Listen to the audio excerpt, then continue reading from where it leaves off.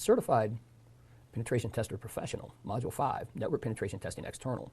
In this exercise, what we're going to do is we're going to look at enumerating a WordPress type of site. So when you think about it, WordPress is extremely popular. So in this lab, what we're going to do is use the tool WP Scan. Now, some of you might be wondering why we have it here instead of in the web application module. And the biggest reason for that is we're not trying to test a web application.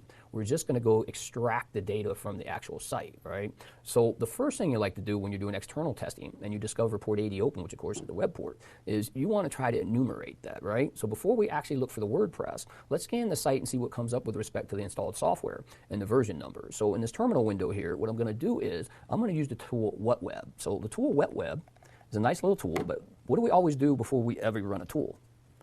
We see if there's a man page on it.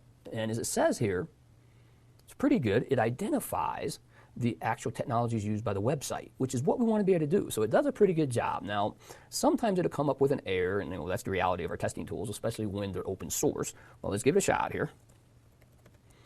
Now, in the lab, you're going to have to scan and find your live targets, right?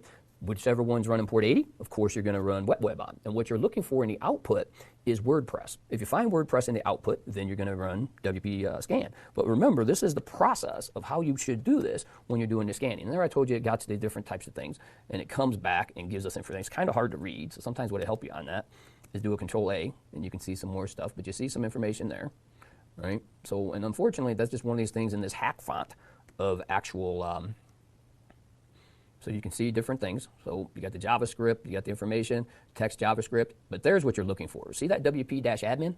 When you have that WP-admin, that's telling you you've got a WordPress site, right? So now once we know we have a WordPress site, we want to go to the next level. And you see over here the install.php. So we have a lot of different information about WordPress, right? So now what we want to do is we want to do the WordPress scan enumeration. But before you do that, you would want to populate your database with all these different versions of software so you can start looking for, are there any vulnerabilities from this attack surface? Remember, port 80 is open. We know we got a version of WordPress here. We got information about it and stuff like that. Now what we want to do is we want to extract more information. Okay, so now what we want to do, we want to go in and run a scan of the WordPress site. To do that, we run WP Scan, right? Now, before we do that, let's read the man page. Always good to read the man page, right? So different things we can do. So when you come in here, you see exactly what it is, a WordPress security scanner. So now that we know we have WordPress, we can go through and it gives you the options and the different information.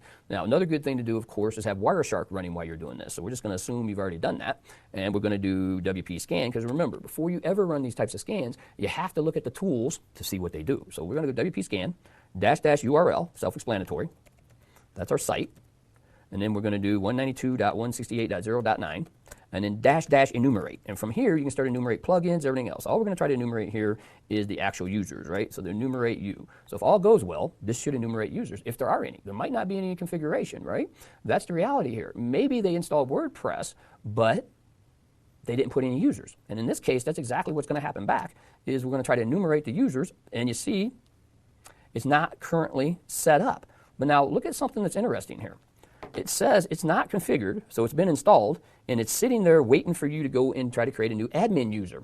That's interesting. So we'll leave you to thinking about that while we go and we look at some different things we can do. And again, we're talking process here, right?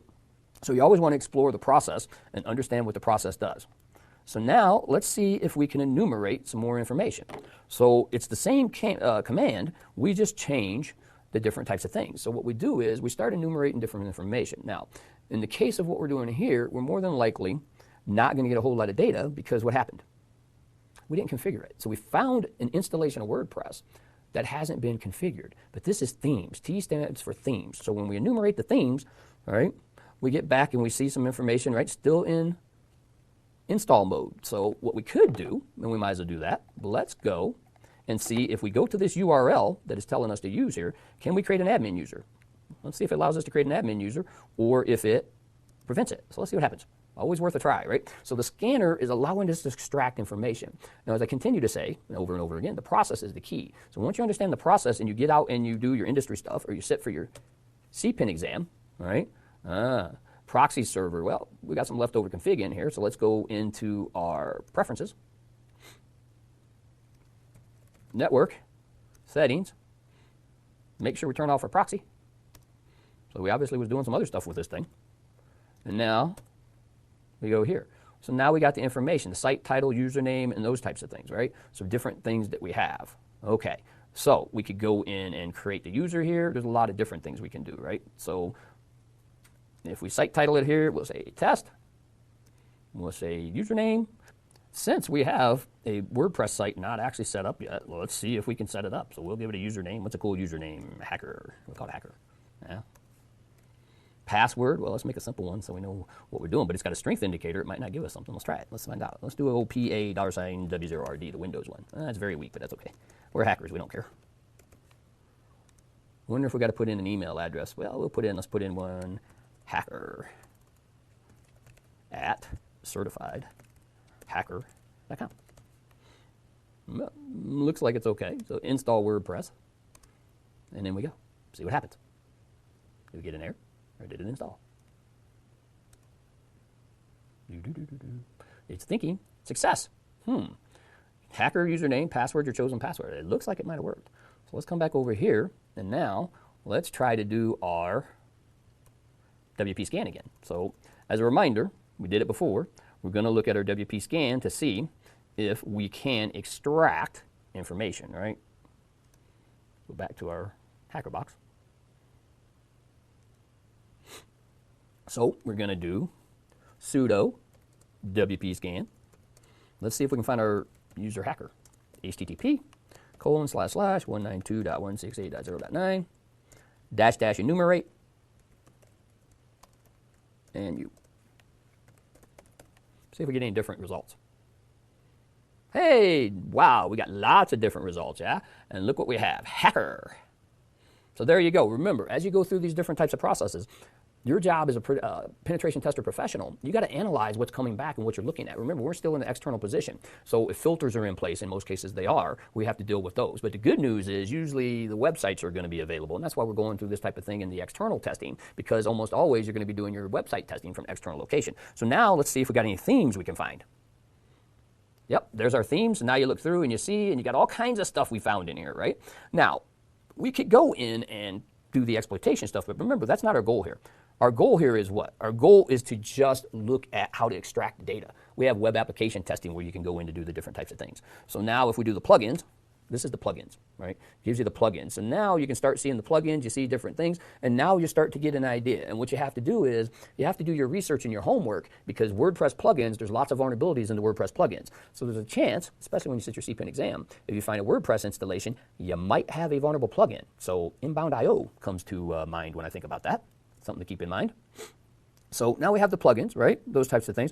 So once you do this, now you what? You populate your database, right? So it comes up and gives you the information, gives you the different modules, and you come back here and gives you these references. So if you're not familiar with it, you probably want to make sure you're familiar with this before you go sit your CPIN exam, because you might run into these types of things. And you can see how all these different types of things, you got information, you got a nice reference to the GitHub here. When you go into the environment, remember you are always going to what?